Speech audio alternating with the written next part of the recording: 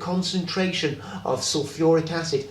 This will be for our next experiment, which will be the neutralisation of an acid with an alkali using the burette, which is a titration. I am using very strong, very concentrated sulfuric acid here. This is 18 molar, 96% concentrated. One very important thing that you have to know when you're making a dilute solution from a concentrated acid is that you must add the acid to the water. It can be very exothermic, give out an awful lot of heat. You can get steam created and this can splash the acid everywhere. You've got to be careful. In fact, I'm going to show you something here that shows you how dangerous it can be. Don't try this at home. I'm going to take a small amount of the concentrated sulfuric acid.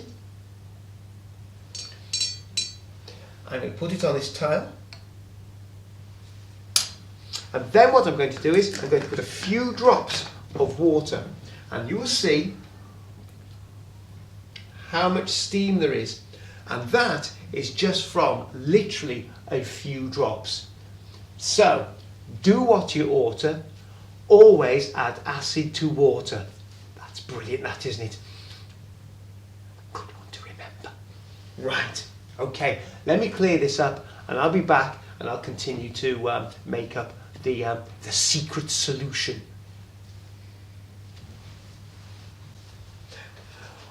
We are now in the position to make up a dilute solution of a strong acid. It's almost an oxymoron, isn't it, really? But a strong acid is one which dissociate, the molecules dissociate. So the hydrogen atoms, the hydrogen ions are all pulled away, nearly 100% in solution. Whereas a weak acid is one where the molecules don't dissociate so much, so a much lower percentage will actually break apart.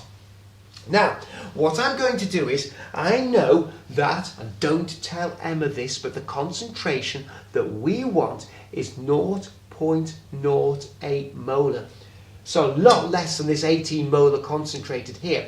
I know, with my calculations I've done earlier, that I need 1.1 millilitres of this very, very concentrated acid in 250 millilitres of water. So I've got about 220, 230 millilitres here in this in the cylinder. I'm now going to take 1.1 millilitres in this pipette here. Now, let's see. Nearly there, nearly there, nearly there, nearly there, nearly there, nearly there. There we are. Put the top back on this.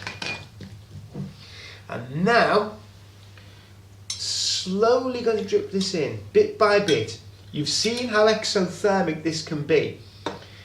Now we're only adding a little tiny bit of the acid into a lot of water here. But I can still feel the heat there. I can still feel the temperature going up.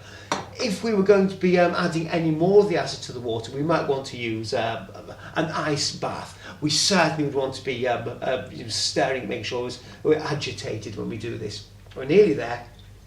We're nearly there. There we are. Just let's see if we can get the last drop out. I mean, it doesn't need to be that accurate because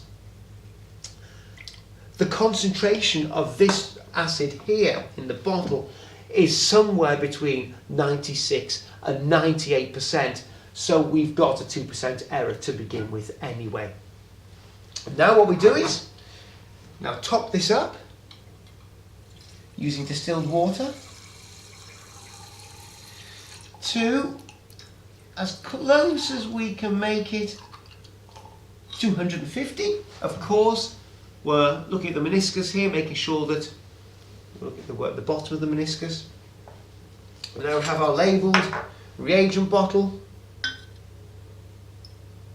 into the bottle.